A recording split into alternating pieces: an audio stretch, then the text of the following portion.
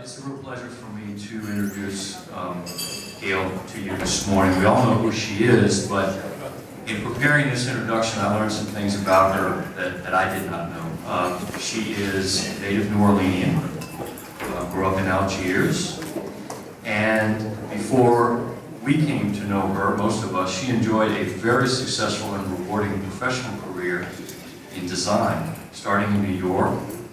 And then she returned to New Orleans, branched out into real estate, property management, construction consultation, and actually received several professional awards. And if you know her work, and you travel around the city, her interior design influences are evident in several commercial buildings in New Orleans. It is, however, obviously her personal involvement and commitment to charitable endeavors, and specifically the work of the Catholic Church and in the health and education fields, that she has dedicated so much of her talent and energy. And there are just so many people, young and old, who have benefited from her hard work. She and her husband Tom established the Tom and Gayle Benson Cancer Center at Oxford. They funded the construction of football field, a really stellar athletic facility at the University of the Incarnate Word. Gayle serves now on the board at Oxford and on the Tulane Board of Directors. Their generosity in establishing the Brother Nicholas Building Endowment at our school has indeed ensured our future as the Catholic high school in the state, which will continue to provide state-of-the-art facilities for our students. We've made sure that that's always going to be the case. As she shares her reflection with us this morning, please keep in mind that she's the recipient of the Medal of the Order of St. Louis for her dedication to the Catholic Church. She also shares with Tom the Elizabeth Ann Seton Award from NCEA for so positively impacting Catholic education and our kids nationwide.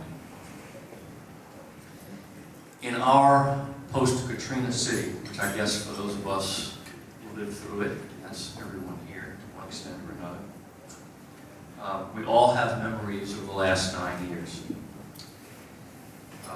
I think it goes without saying, but I'll say it because I think it's crucial, that Gayle and Tom have been instrumental in the recovery of the church and the recovery of our city following Katrina.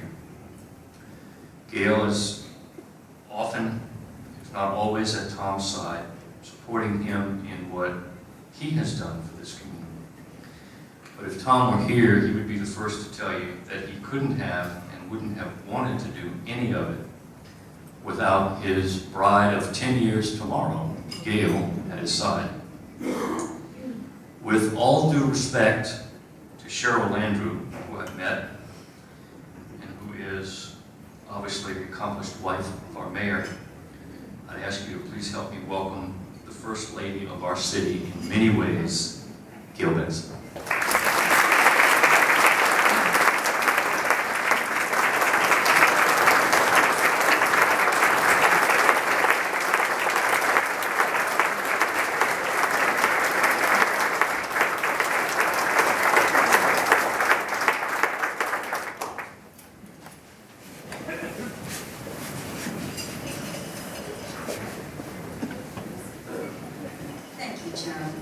Thank you all so much. I would like to acknowledge my husband who couldn't be here today. I didn't have I felt very bad that he was still sleeping and didn't want to pick him up. So I snuck out on him. I'll hear about it later. He's recovering from a knee injury and he's still recovering, so I try to respect his sleeping time. Also, thank you, a special welcome to Tony Mitchell, Kenny Spellman, and Brother Carl, and all our Group 9 board members, Prayer Breakfast Committee, Megan, Julie, and Yvette, who did so much work to make this event very special, and all our friends of Brother Martin. Thank you, everyone, for asking me here this morning. I'm truly humbled to have been asked to address you today. With my Catholic education, very early in my youth, I remember how touching it was for me to see men and women devote their entire lives to helping others. Their commitment inspires everyone: teachers, children, parents, family, and friends.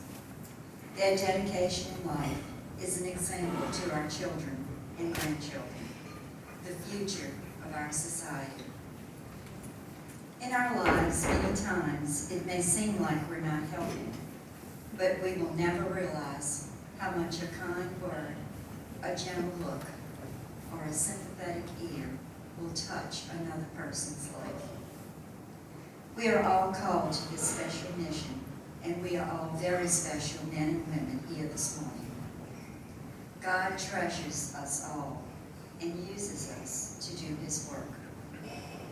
The passion that drives my support as a layman gives me the opportunity to give back a small part of what has been given to me by our Lord. The Lord is very generous with the talents He gives us all, and I have always felt He has given me so much, even in the most difficult times in my life. We will all experience difficult times, and we need always to keep our faith as we are tested on a daily basis, and with confidence and prayer, this will pass. As a young girl, I was shy and introverted, which gave me few friends, but I was confident there would someday be a better life for me. My faith began at an early age, probably around 12. I knew the Lord was taking care of me. I could feel His loving arms around me, always in my presence, and the Blessed Mother had a bubble surrounding me, taking care of my actions and decisions, which has carried me through my adult life. The first time I married, I was 19. A year later, I was granted an annulment. I began working and trusted the Lord would help me reach my goals in life, which were very simple. I wanted to be independent, I wanted to support myself, and always be in a position to help others along the way. The Lord never sent me children, which was in the beginning a disappointment. But I knew He had a plan, and I trusted that He would show me another way to fulfill my life. I began working at a very early age: dental offices, sales, secretary, whatever I could get. And soon I fulfilled my dream of becoming an interior designer. I realized I had a talent, I just didn't know how to accomplish that goal. My parents told me that it was not a business, but I started that business anyway and grew it to a quite success. By the time I reached age 29 and still developing my business, I was introduced to 2 young children, a little girl 9 and a little boy who was 6. The mother was on drugs and the dad was not much better. I felt so sorry for those children. I moved them in my home and then made the mistake of marrying the father. But the best news is I did not marry into the church, and I was married by a judge. Over those 10 years, I became very angry with God. I was miserable. I promised myself that once the children were grown in 10 years, I would divorce the father, and after 10 long years, I did. However, during that marriage, I continued to grow the business while I was raising the 2 young children, and the business became more successful, supporting myself, the man I was married to, and his children. I still keep in touch with the young man. Sadly, the little girl died of a drug overdose. When the divorce was final, I had to start my business all over again. I was very afraid, angry, and felt all I had left was to go back to the Lord, ask for forgiveness, and help. It was all I had left, and I leaned on the Lord, even though I was still very angry. After that mistake, I promised God I would never marry again. I was terribly embarrassed after 2 mistakes in marriage, but kept turning back to the Lord, always asking what it was that He wanted from me. And then, at 57 years old, feeling quite confident, independent, and successful, I felt I was safe from ever marrying again. I knew I was going to be just fine. I continued to work, volunteered, and decided I would devote my remaining life to the Lord, and felt all was good, or so I thought.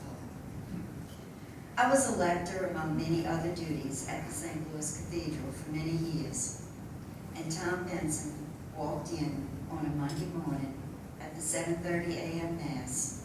We were introduced after the Mass, and my little world would change forever. Although I resisted, Tom was very persistent. I had many meetings with Father Frank Montalbano, and Father Frank assured me Tom was a good man and I would be fine. We dated 4 quick months and were married a month later. Of course, it was during bye week for the saints.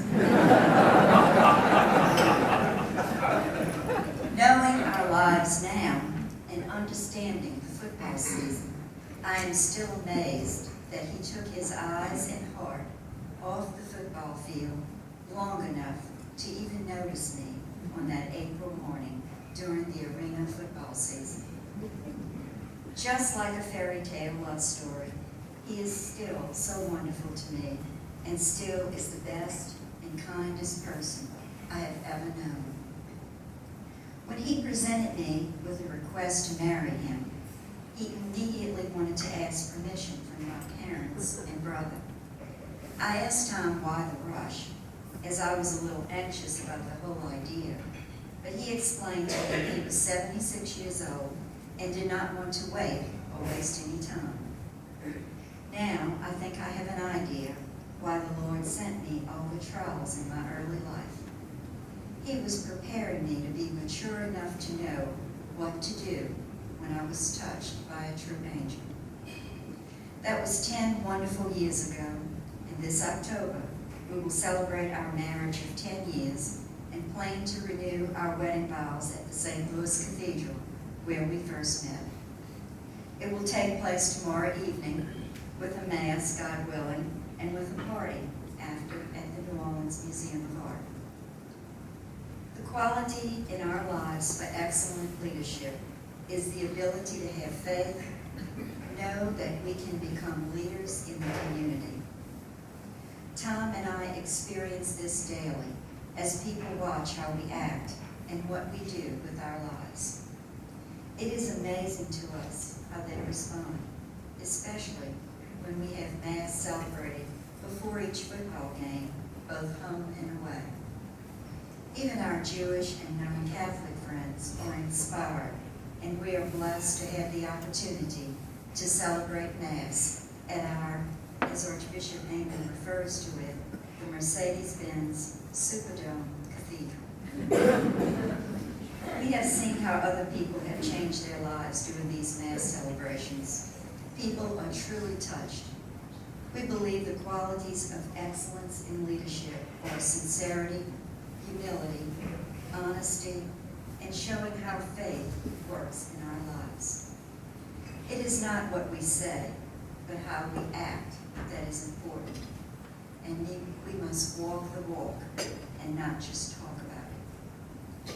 It is very important for us all to become part of the community on all levels, rather than become a spectator and just watch things go by. We all need to be out there showing how we live and how our faith has touched our hearts. People do watch and react to our actions, positive or negative, even when we think no one is watching or paying attention. So we need always to be aware of our actions with others. Tom and I are humbled to be in a position to support Brother Martin, as we believe the youth are our future and the future of our society. Without religious, this world would be an awful place. We are humbled by the brothers at Brother Martin and the commitment they give of their lives in serving others. Every day, I thank God for my ability to help others, not only financially, but through my actions in my everyday life. Leadership will include failures and many risks. Success, as it pertains to leadership, is the ability to help others look a little closer as to how we live our lives. Not only when people are watching, but at all times in a regular setting with the public community and when we think no one is watching. Tom and I are humbled to be in a position to support and help others. Every day we thank God for our ability to help, not only financially, but through our actions in our everyday lives. The Blessed Mary, our Mother, has helped me through many of the trials in my life, and I call on her daily to help me understand, hear the call when I receive it, and to understand what I'm called to do. Many times we are preoccupied with so many things in our lives, we forget to say thank you to Our Lady and her Son. My thanks to Our Lady with the Rosary in my daily life encourage me to stay close to her and help me make the right decisions when I receive the call. Nothing is easy in life. We all have trials, crosses to bear, but it takes faith, commitment, and a strong will to stay focused and address the challenges of life as we receive them. God did not give us a spirit of being timid, but a spirit of power, of life, and of self-discipline. Persistence, commitment, and hope lead to a good, faith-filled life. Obstacles and challenges simply make it more interesting. So many times when we receive too many obstacles, we need to embrace them, as the Lord has another plan for us. It may not be what we like or want, but He has a plan for our lives. May you all always continue to hear and feel the presence of the Lord in your lives as you follow your heart and listen to the voice inside when you hear the call to reach out and help those in need. And in closing, the religious were very instrumental and played a huge role in my life, and by their example, I became more devoted to my faith and the teachings of the Catholic Church. May you all continue to be a blessing to everyone you touch for the remaining of your lives. Thank you for your attention. May the Lord continue